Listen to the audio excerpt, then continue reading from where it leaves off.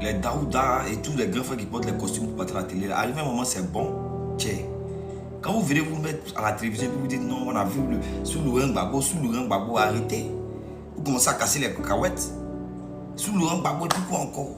Dites la vérité aux gens. Sous Laurent Gbagbo, 60% du territoire ivoirien là, était contrôlé par une rébellion armée, par des rebelles, par des hommes armés. Vers la paix en Côte d'Ivoire, un accord a été trouvé la nuit dernière à Marcoussis, en région parisienne. Il prévoit le maintien au pouvoir du président Gbagbo et, en contrepartie, la formation d'un gouvernement de réconciliation nationale ouvert à tous les partis, y compris aux rebelles.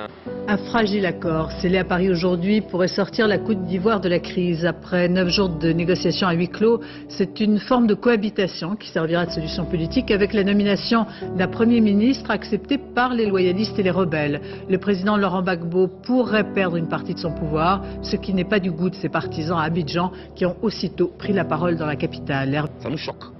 Ça voudrait dire que désormais, pour entrer dans un gouvernement, on se rabat sur une région de la Côte d'Ivoire, on prend des armes, on tue des gens, et puis vous entrez dans un gouvernement.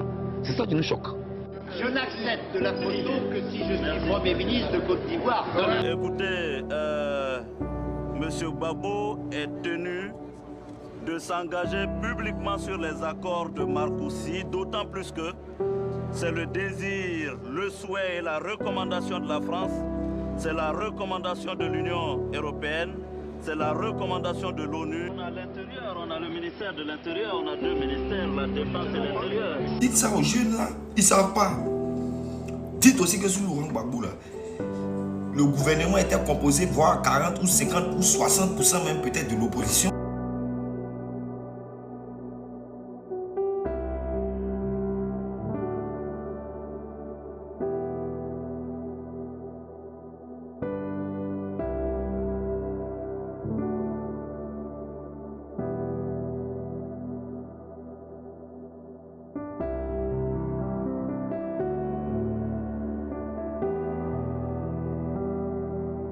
Dites ça aux jeunes là. C'est facile de dire que non, sous Laurent Gbagbo, le pays était sale, on ne pouvait pas construire sous Laurent Gbagbo. Mais tu peux construire ton pays comment si 60% des richesses de ton pays là, elles sont détenues par des gens qui ont des armes. Tu construis ton pays comment? À un moment, on n'a qu'à se respecter. 60%. Parce que souvent vous parlez là, mais il y a l'impression que... Ah, les vieux morts. Non, quand tu donnes crédit, c'est parce que tu es crédible. Toi-même, est-ce que ça va même? Est-ce que vous qui dites ça, est-ce que ça va dans votre tête? Toi, tout le temps, tu chez ton frère, sans mettre chez un vieux père du quartier. Tu lui dis que, ah mon vieux, c'est comment? Que, ah, moi ici, quelque part là, vraiment, là-bas, la maison où il habite là, il lui fait une petite ferme, il faut sciencer, hein, tu vas me donner un jet, comme ça. Le vieux me dit, bon, allons, je te suis, allons chez toi. Et voir. Arrivé chez toi, il voit que, bon, Joe, la maison n'est pas pour toi. 60% de la maison est contrôlée par peut-être ta maman ou bien ton cousin. En plus de ça, où il arrive là, toi-même, c'est maintenant qu'ils sont servis. On te sert viande, on ne met pas sauce dessus. Tu penses qu'il va te donner crédit? Vous pensez que les nations donnent crédit à n'importe qui? Un pays qui est divisé en deux, une rébellion qui est soutenue, qu'on peut dire protégée par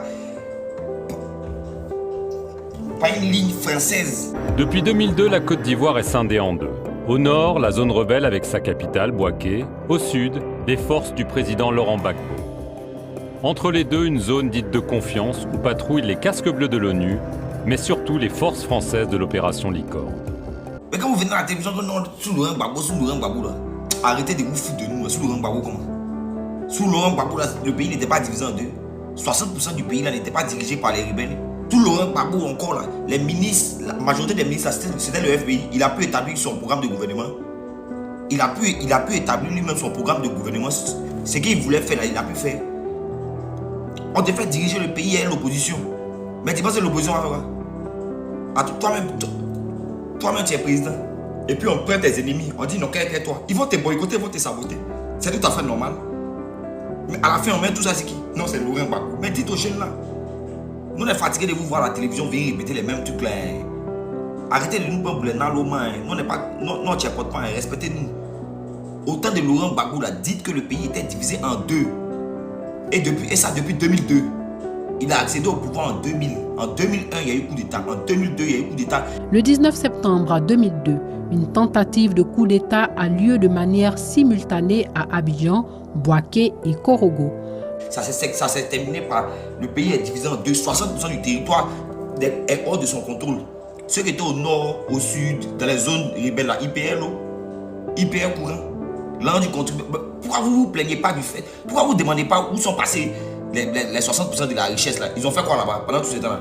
Parce que ça, les gens prenaient l'argent là-bas. Hein. Cacao là, ça poussait. Hein. On faisait des trucs là-bas. Hein. On a qu'à se respecter. Hein. Vous qui venez dans la télévision, vos vestes, tout le... on a qu'à se respecter. Est-ce que vous considérez qu'il a été trahi par Jacques Chirac, par Dominique de Villepin, par la France plus largement?